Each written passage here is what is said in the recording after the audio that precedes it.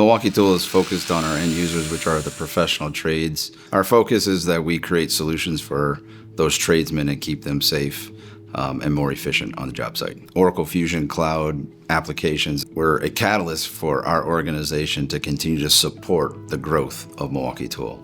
Milwaukee has grown at 20% or more year after year for almost a decade, and that has caused a challenge. And as we look at ERP solutions, as we double of size every 4 to 5 years, and our focus really on this time was making sure that we picked a solution that was going to be able to scale with our growth as Milwaukee continues to dominate the marketplace. We knew that we wanted to look at a cloud solution, a natively created, built solution within the cloud that could scale. We use Oracle Fusion Cloud ERP as our core for our financial execution within the organization. We also layer that in with Oracle Fusion Cloud SEM to make really the full suite of the products and the solution that we needed across the organization. It brought us the capabilities we needed in expanding our distribution network. It brought us the capabilities we needed to quickly configure and set up new manufacturing operations. I think what Oracle is going to bring to us in the Oracle Fusion Cloud SCM module to make our demand and supply planners more efficient at their day-to-day operations, bring in more